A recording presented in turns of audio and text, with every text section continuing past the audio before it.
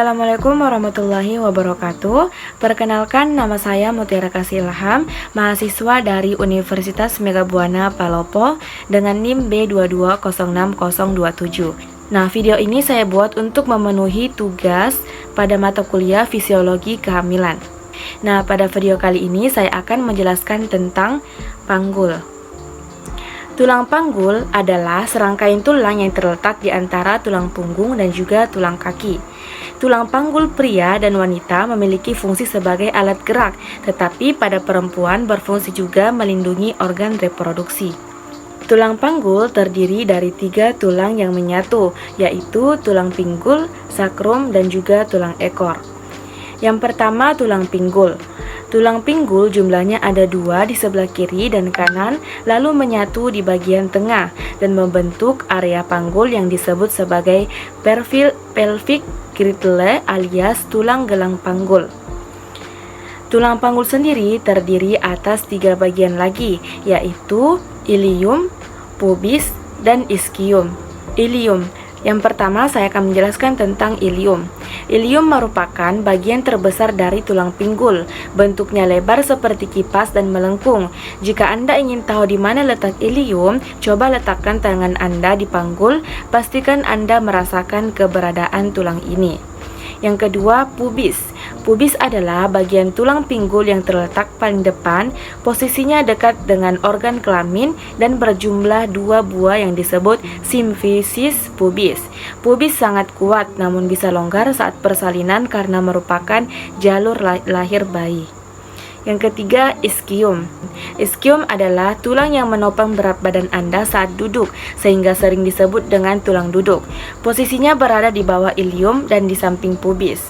Saat usia anak-anak, ketiga tulang ini dihubungkan oleh tulang rawan. Lalu saat melalui masa pubertas, baru benar-benar menyatu dan membentuk bagian tulang pinggang yang lebih padat. Lalu saya akan menjelaskan tentang bagian kedua dari panggul, yaitu sakrum.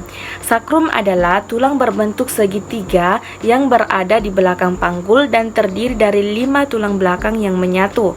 Sakrum juga membantu dalam menopang berat badan pada tubuh. Yang ketiga, bagian ketiga pada panggul yaitu tulang ekor. Tulang ekor atau koksi yang berada di bagian bawah akrum. Bagian ini bertugas sebagai penghubung berbagai otot yang membantu Anda dalam berjalan, berlari, dan menggerakkan kaki. Nah, mungkin kalian bertanya, apa sih perbedaan antara tulang panggul wanita dan juga tulang punggung oleh pria?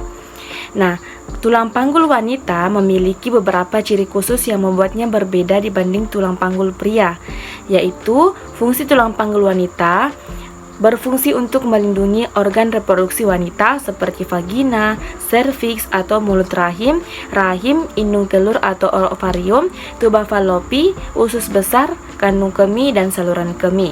Karena itu, ukuran tulang panggul wanita umumnya lebih besar dan juga lebih dangkal. Selain sebagai alat gerak, anatomi tulang panggul wanita juga memiliki peran dalam masa kehamilan dan persalinan sebagai jalan lahir. Sedangkan pada tulang panggul pria lebih dioptimalkan sebagai alat gerak tubuh. Tulang ini juga memiliki fungsi untuk menaungi usus besar, testis, dan penis. Oleh sebab itu, ukuran tulang panggul pria cenderung lebih sempit. Nah, adapun ciri-ciri tulang panggul pada pria yaitu seperti tulang panggul pria disebut tipe android, ukurannya lebih kecil, sempit, dan lebih tinggi dibandingkan tulang panggul wanita. Adapun ciri-ciri dari tulang panggul pria yaitu tulang panggul pria disebut juga dengan tipe android karena ukurannya lebih kecil, sempit, dan lebih tinggi dibandingkan tulang panggul wanita, serta kurva tulang sakrum pada pria lebih ramping. Lalu yang terakhir saya akan menjelaskan tentang gangguan yang dapat menyerang tulang panggul. Sama seperti bagian tubuh lain, tulang panggul juga bisa mengalami masalah kesehatan. Nah, berikut beberapa penyakit yang bisa muncul. Nah, seperti yang pertama, patah tulang panggul. Sebagian besar kasus patah tulang panggul disebabkan oleh benturan langsung atau benturan yang terjadi melalui tulang paha. Selain karena terjatuh dari ketinggian, cedera ini juga sering terjadi akibat kecelakaan kendaraan bermotor. Pada kalangan lanjut usia, patah tulang ini kerap terjadi akibat terjatuh. Yang kedua, dislokasi tulang panggul, yaitu tulang paha yang terlepas dari soketnya di tulang panggul. Sama seperti fraktur, disoklasi tulang panggul bisa pula terjadi akibat benturan keras. Lalu infeksi tulang. Kondisi ini terjadi apabila ada bakteri atau jamur yang masuk ke dalam tulang. Pada orang dewasa, panggul, kaki, dan tulang punggung termasuk bagian-bagian yang sering terserang infeksi ini. Baik, mungkin itu saja yang bisa saya jelaskan mengenai tentang panggul. Semoga apa yang saya sampaikan bisa bermanfaat untuk kita semua, dan saya mohon maaf atas kurangnya, dan saya tutup dengan ucapan wassalamualaikum warahmatullahi wabarakatuh, dan terima kasih sudah menonton videonya.